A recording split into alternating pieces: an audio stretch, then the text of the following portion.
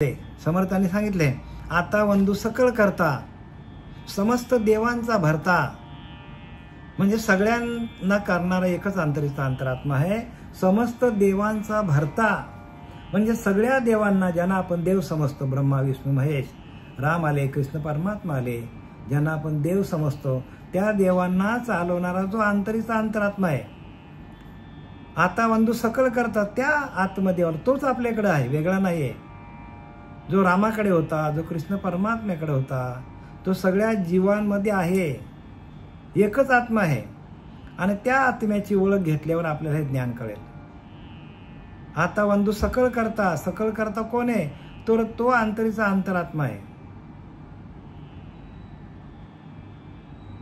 आता वंदू सकळ करता समस्त देवांचा भरता, सगळ्या देवांना चालवणारा, सगळ्या देवांना शक्ती देणारा तो अंतरीचा अंतरात्मा आहे.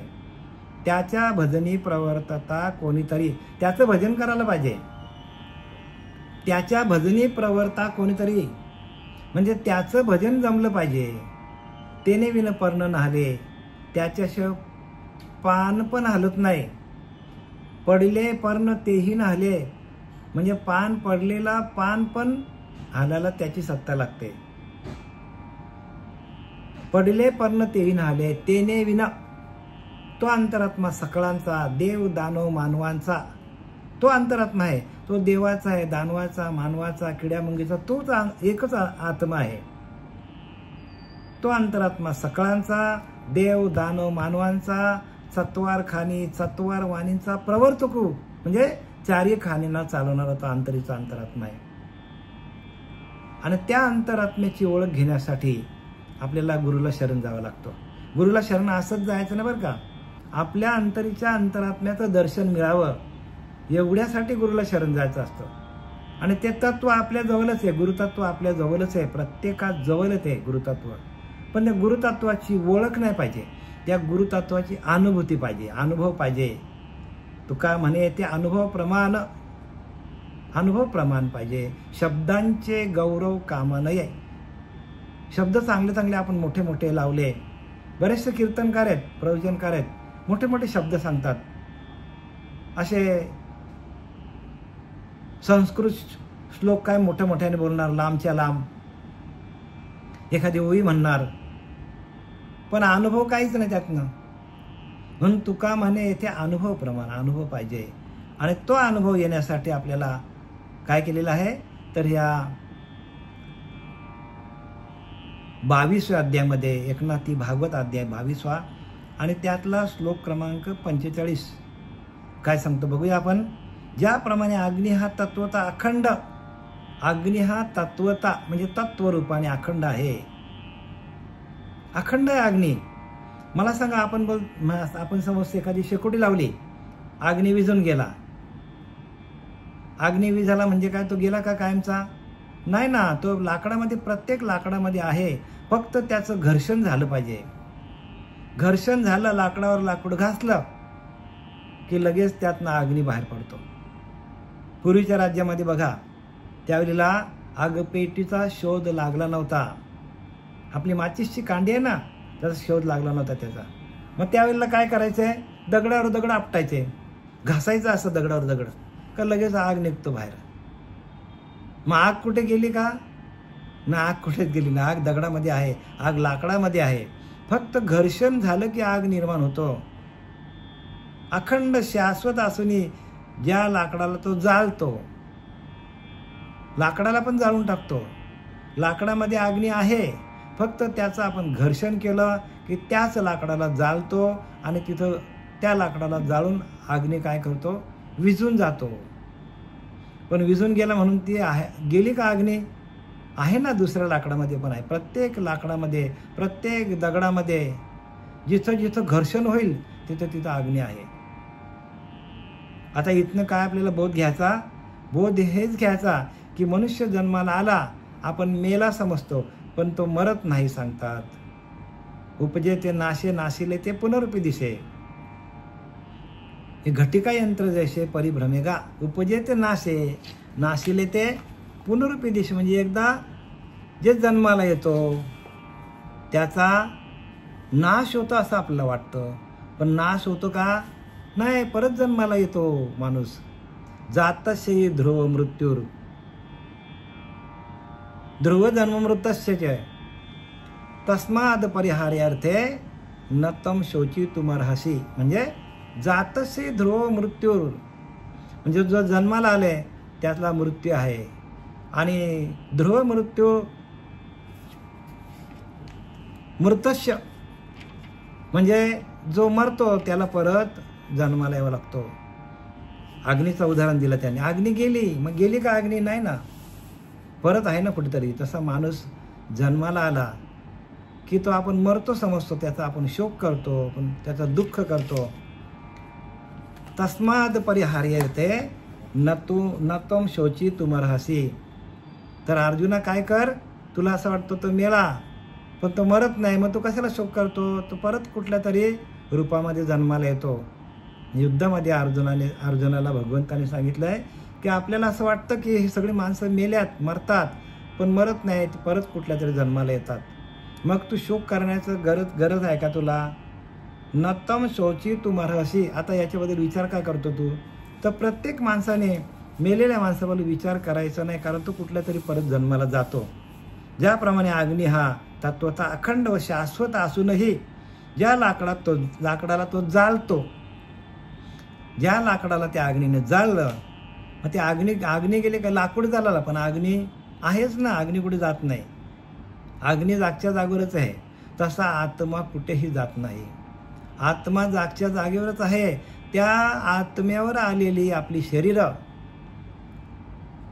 अंडज स्वेदज जारज उद्भिज, चारही प्रकारचे जे खाणे आहेत, त्या चारही प्रकारच्या खाणे त्या आत्मतत्वावर निर्माण होतात, आणि आत्मतत्वावर निर्माण होतात, आणि ज्या वेळेला त्या जीवाचं आयुष्य संपतो, किंवा ज्या कर्मासाठी आलेला माणूस ते कर्म संपले की परत मनुष्य देह ठेवतो. पण देह ठेवला म्हणून काय तो मेला का? नाही, तो कुठल्या तरी जन्माला परत गेला. म्हणून लिहिले की नाही, ममई वंश जीव लोक जीव भूत सनातनम. म्हणजे प्रत्येक जीव माझा वंशातला आहे. भगवंत सांगतो की प्रत्येक या पृथ्वीतली वस्तू ही फक्त काय आहे, तिचं परिवर्तन होती. ही वस्तू कुठे जात, या ब्रह्मांडामध्ये जेवढ्या वस्तू आपल्याला दिसतात त्या सगळ्या वस्तूंचं काय होतं, तर परिवर्तन होतं. परिवर्तन सृष्टी का नियम आहे. प्रत्येक वस्तूचा परिवर्तन होतो. परिवर्तन सृष्टी का नियम आहे. प्रत्येक वस्तूमध्ये परिवर्तन होतो. तसं आपल्या देहामध्ये परिवर्तन होतो. पण आत्मा जागच्या जागेवरच आहे. सांगायचं काय, आत्मा जागेवरच आहे. आत्मा येत नाही, जात नाही. त्याचप्रमाणे तो दिसतो व नाश पावला असे भासते. आपल्याला अग्नी दिसतो, नाश होतो, पण तो दिसतो, पण त्याचा नाश होतो का? ना, अग्नीचा नाश कधीच होत नाही. जसं आत्मतत्वाचा नाश कधी होत नाही, तसा अग्नीचाही नाश होत नाही. तसा जीव वस्तूचा जन्मत नाही, मरत नाही. बघा लिहिले की नाही ते. तसा जीव जन्मालाही येत नाही आणि तो मरतही नाही. तो अमरच असतो. तो कसा आहे, अमर आहे. तो जीव जन्माला येतो आणि मरतो, पण ममई वंश जीव लोक, प्रत्येक जीव माझ्या वंशातला आहे भगवंत सांगतो. मग तो जन्माला येतो आणि मरतो असं आपल्याला वाटतं, पण तो जन्माला येत नाही, मरतही नाही. पण तो काय करतो, परिवर्तन होतो. परिवर्तन सृष्टी का नियम आहे. तो अमरच असतो. बघा प्रत्येक जीव अमर आहे, पण भ्रांतीने कर्मरूप बीजाने उत्पन्न झाला, मरण पावला. त्याला भ्रांती झाली, त्याचे कर्म चुकले. तो काय आहे, तर तो परब्रह्मच आहे प्रत्येक जीव, पण त्याचं कर्म चुकलं का? तर देहाच्या कर्माने, देहबुद्धीने, त्या देहबुद्धीवर आलेल्या अहंकाराने त्याला काय केलं, तर त्याला त्या मायेमध्ये अडकवलं.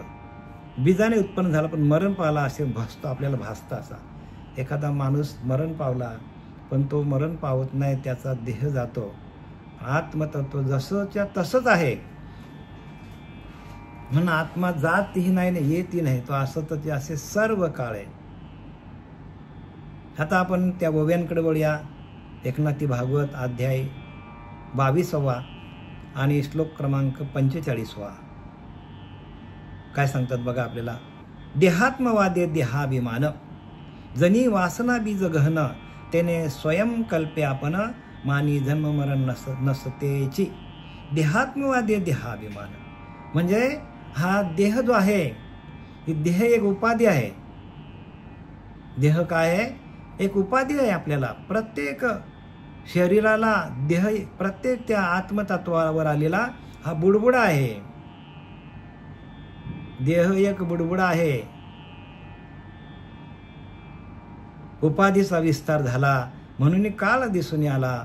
एरवी पाता काळाला ठावच नाही सांगतात संत रामदास. सांगतात उपाधीचा विस्तार झाला. ही उपाधी आपल्याला त्या आत्मतत्वावर आलेला शरीर ही उपाधी आहे. शरीर काय आहे? उपाधी घेऊन आले आपल्याला, म्हणून काळ दिसून आला. म्हणून आपल्याला काळ आहे. काळ वेळ भगवंती नाही. भगवंतांना काळ नाही, वेळ नाही. काळ वेळ कोणाला आहे? देहाला आहे. आपल्याला सेकंद आहेत, मिनिट आहेत, तास आहे, वर्ष आहे, महिने आहेत. हे देहासाठी आहेत. पण त्या भगवंताला काळ वेळ भगवंती नाही. दोन्ही पक्ष पायी उद्धरिते. देवाला काळ वेळ नाही, दोन्ही पक्ष पायी उद्धरिते. मग त्याला काळ वेळ नाही काय? तर काळ वेळ कोणाला? आपल्याला आहे. या देहाभिमान, आपल्याकडे देहाचा अभिमान आहे. आणि म्हणून देहाचा अभिमान सगळीकडे अखंड बघा, अखंड सर्व जेवढं आत्तापर्यंत मी वाङ्मय वाचलं, त्या वाङ्मयामध्ये ज्ञानेश्वरी म्हणा, दासबोध म्हणा, नाथ भागवत तुकोबारांच्या गाथा, अगदी तुम्ही अमृतानुभव वाचा, पण त्याच्यामध्ये एकच आपल्याला त्रास देणारी गोष्ट आहे ती म्हणजे अभिमान. प्रत्येक माणसाला देहाचा अभिमान झालेला आहे. देह आला की अभिमान आला. आणि अभिमानच काय करतो? देहाला नाचवतो. ते तीन गुण आहेत, रजगुण, तमगुण, सत्वगुण. हे गुण काय करतात की माणसाचा अभिमान वाढवतात. आणि या गुणामध्ये आपण काय करतो? आपण अडकलेलो आहोत. आणि त्या गुणांच्या द्वारे आपल्याला अहंकार वाढतो. आणि सगळीकडे अहंकाराचंच काम दाखवले. जोपर्यंत आपल्याकडे अहंकार आहे तोपर्यंत आपल्याला ज्ञान होणं. आपण मनावरच आहोत, आपण देहावरच आहोत.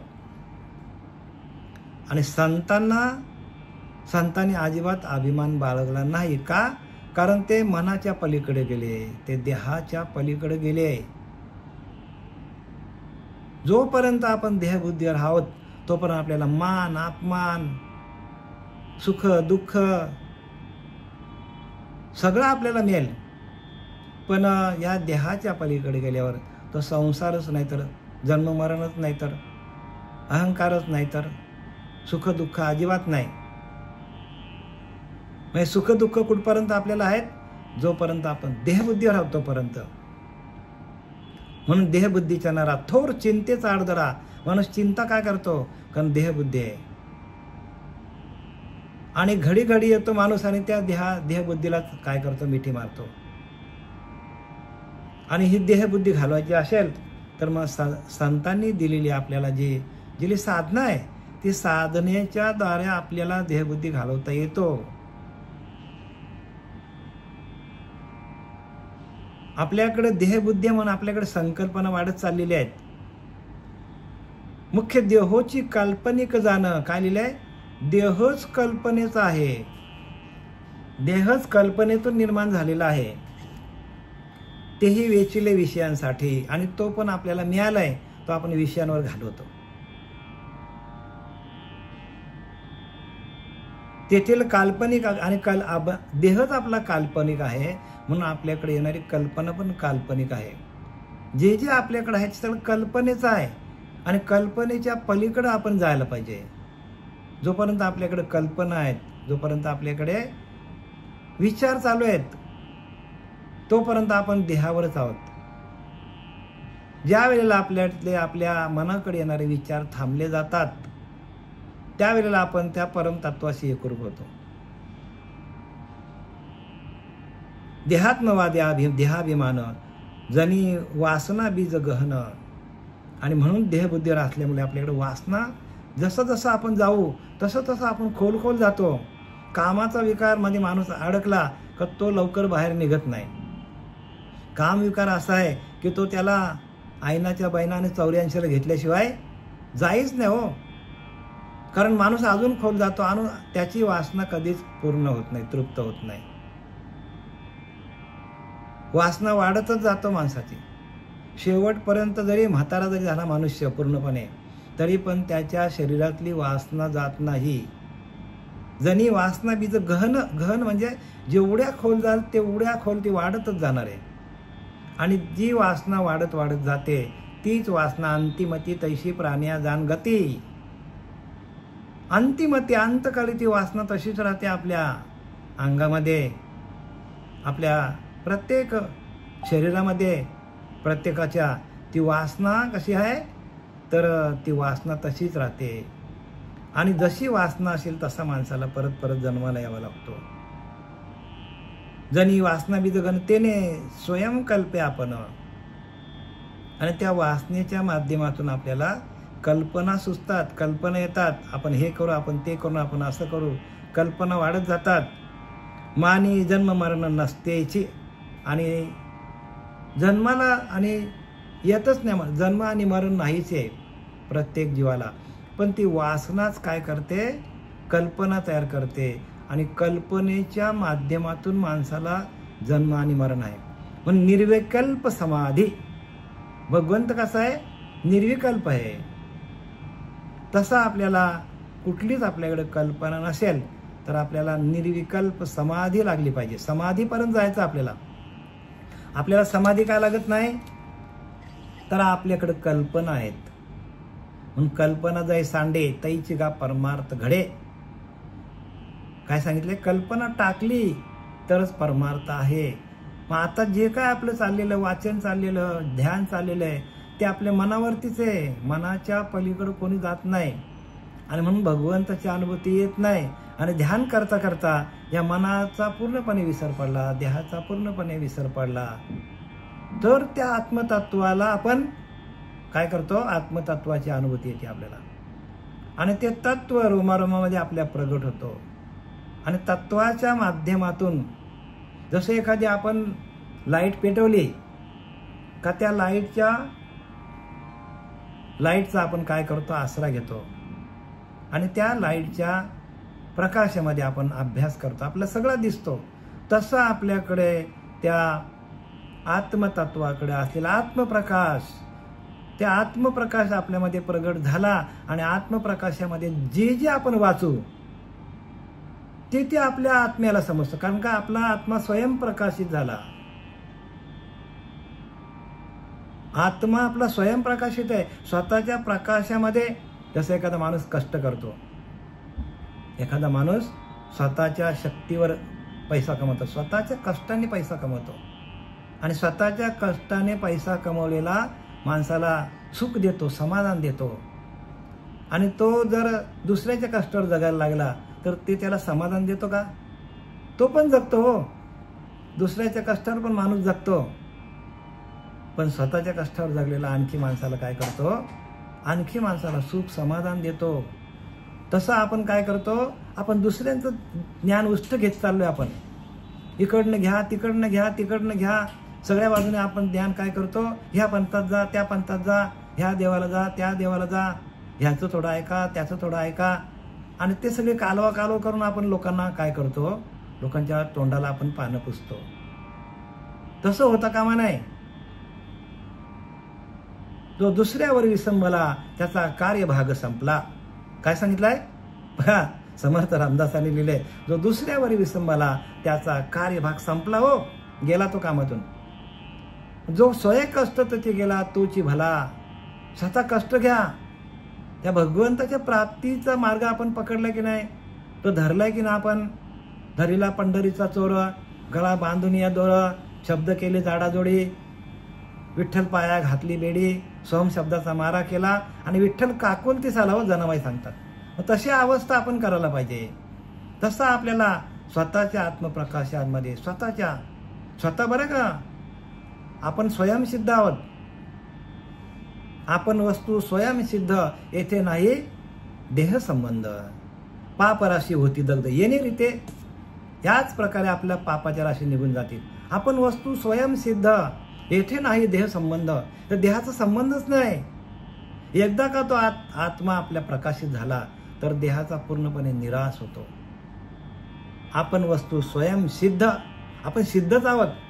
मग आपण बद्ध का झालोय? तर आपल्याकडे तो आत्मप्रकाश नाही. त्या आत्म्यामध्ये प्रकाश आहे, प्रकाशमान आत्मा आहे, चैतन्यमान आत्मा आहे, आनंद स्वरूप आत्मा आहे. आणि त्याची अनुभूती आपल्याला येत नाही. ते अनुभूती आल्यावर आपण जिथल्या तिथेच थांबतो माणूस. आपण वस्तू स्वतः सिद्ध, येथे नाही देह संबंध. पापराशी होती दग्ध येणे रीते. याच प्रकाराने पापाच्या राशीची राशी असतील, त्या राशीच्या राशी नाहीशा होतील आपल्या. पण आपण सिद्ध व्हायला पाहिजे. आपण वस्तू स्वतः सिद्ध, येथे नाही देह संबंध. पापराशी होती दग्ध येणे रीते. पण समर्थांनी त्याचे एक ओवी टाकलेले. काय सांगतात समर्थ? पापाचे वळले शरीर, पापाचे घडे तदनंतर. बघा, एकदा का माणूस पाप करायला लागला तो पापाच्याच वाटेला जातो, त्याला काय कळत नाही. पापाचे वळले शरीर, पापाचे घडे तदनंतर. आंतरी रोग वरवरी उपचार काय करते. आतमध्ये रोग आहेत आणि आपण वरवरती उपाय करत चालले. रोग कुठे आहेत? आतमध्ये आहेत. विषय कुठे आहेत? आतमध्ये आहेत. देव कुठे आहे? आतमध्ये. मग त्या एका देवाला आठांनी घेरलाय, त्रिगुणांनी घेरलाय, अहंकाराने घेरलाय. मग तो जाईल कसा आपला? आपण तर सिद्धच आहोत. प्रत्येक माणूस स्वयंसिद्ध आहे. मग आपण बद्ध का झालोय? आपला अभ्यास कमी पडतो, आपला ध्यान कमी पडतो. ध्यानाच्या माध्यमातून ज्ञान आहे. ज्ञान ये जे भेटी ध्यानाची या. 12 अध्यायामध्ये माऊली सांगते, ज्ञान ये जे भेटी ध्यानाची या. ध्यान करायला पाहिजे. आपण सातत्याने चिंतन करा.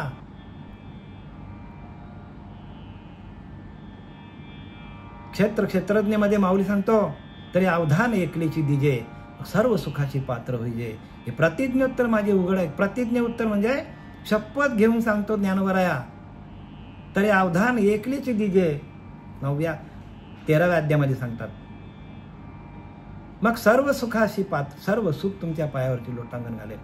पण तुमचं अवधान असलं पाहिजे, तुमचं लक्ष असलं पाहिजे. मग सर्व सुखाशी पात्र होईजे. हे प्रतिज्ञोत्तर म्हणजे शपथ घेऊन सांगतो. प्रतिज्ञा घेऊन सांगतो ज्ञानवराया. उघड आहे का? शपथ घेऊन सांगतो. पण आपला अवधान कुठे? आपल्याकडे आपलं लक्षच नाही ना तिथे. त्याने देहात्मवादे देहाभिमान, जनी वासना बीज गहन. आणि देहबुद्धी आपली वाढत चालल्यामुळे वासना आपल्याकडे वाढतच चालल्यात. त्याने स्वयंकल्पे आपण, आणि आपली त्या देहबुद्धीमुळे आपली कल्पना वाढतच चालली. मानी जन्म मरण नसतेची, आणि आपल्याला जन्माला येतो आणि मरतो, जन्माला येतो आणि मरतो आपणच ठरवलंय. पण समर्थ सांगतात जन्म मरण नाहीच आहे. आपल्याला जन्म मरण नाहीच आहे. आत्मा जन्माला येत नाही आणि मरत नाही. फक्त आपली देहबुद्धी आपल्याला काय करते? परत परत जन्माला घालते. त्याने देहाभिमान आपण अहम कर्म करता क्रियाचरण, आणि त्याच्यामुळे आपला देहाभिमान वाढत चाललेला आहे आणि आपला अहंकार वाढत चाललेला आहे. आणि कर्म क्रियाचरण, आणि कर्म मी करतो, मी केलं, हे सगळं माझं आहे, मी पैसा कमवला, माझी गाडी, माझी इस्टेट. असा माणूस काय करतो? स्वतःकडे मी मी मी मी घेतो. निष्कर्मी कर्मबंधन, निष्कर्मा कर्मबंधन, अमर जन्म मरण आरोपी. ह्या देहांकाराने कर्म करता, कर्माचरण, कर्मबंध, जन्म मरण तो भोगतो. काय करतो? जन्माला येणं आणि मरणं, जन्माला येणं आणि मरणं. का? तर तो आपल्याकडे कर्तृत्व घेतो. कर्तृत्व अभिमान, कर्तृत्वाचा अभिमान माणसाकडे आहे. म्हणून काय करायला पाहिजे माणसाने? की नैष्कर्म व्हायला पाहिजे, निरीच्छ व्हायला पाहिजे. आपल्याच हातामध्ये आपल्याला जन्माला येणं आणि मरणं आपल्या हातात आहे. कारण काय? आपण कर्म करून आपल्याला भगवंताला अर्पण करता यायला पाहिजे. म्हणून नामस्मरण, म्हणून ध्येय देहबुद्धी ते आत्मबुद्धी करावी, सदा संगती सज्जनांची धरावी. सज्जनांच्या संगतीत यायला पाहिजे, सज्जन ओळखता यायला पाहिजे, संत ओळखता यायला पाहिजे. संतांकडे ती मेघ आहे. संतांच्या अभ्यासातून आपली देहबुद्धी जाते. आपल्याला देहबुद्धी अशी घालवता येणार नाही किती पण वाचन केलं तरी. तिथे संत कृपा लागते, संत कृपा दीपकू लागते. संतांच्या कृपेचा दीप आपल्या आतमध्ये प्रज्वलित व्हावा लागतो. त्यांचा वरद हस्त लागतं आपल्याला. आणि करता कर्म कर्माचरण कर्मबंध व जन्म मरण तो भोगतो. आणि त्या देहबुद्धीमुळे, त्या देहाच्या अभिमानामुळे, त्या कर्माचं आपल्याकडं कर्म आपण करतो असा अहंकार घेतल्यामुळे परत परत जन्माला यावं लागतं माणसाला. असे मिथ्याच आपले समजतो. काय सगळं जन्म मरण हे खोटं आहे, पण ते खरं समजतो. मिथ्याच आपणच समजतो. आपण जन्माला येतो आणि मरतो, जन्माला येतो आणि मरतो असं त्याला वाटतं. पण नाही ना, जन्म मरण नाहीच आहे. जन्म मरण देहाला आहे. आत्मा जन्माला येत नाही आणि मरतही नाही. तो असतची असे सर्व कालतो आहे.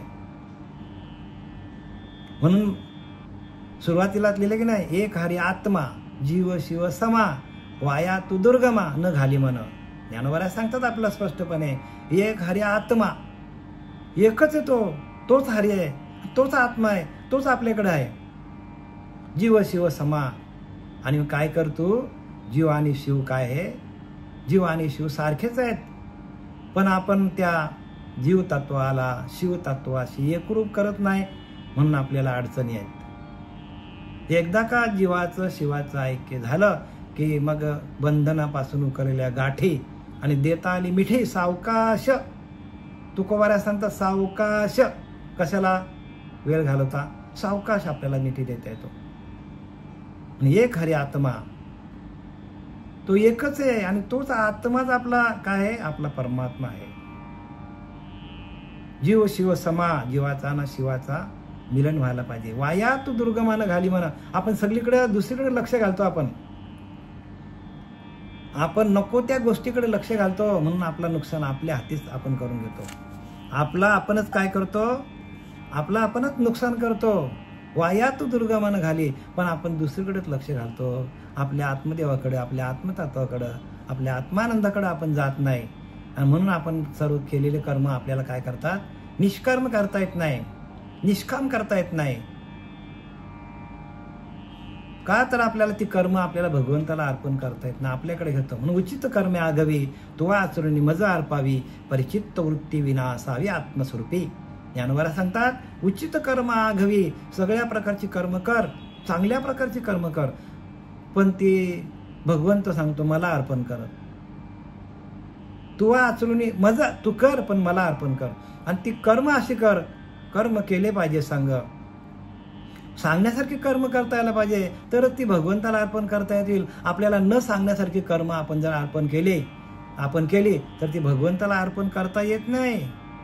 म्हणून कर्माचा लेखा न चुके ब्रह्मादि. कर्म केले पाहिजे सांग, असे कर्म करा की सांगण्यासारखे कर्म करा.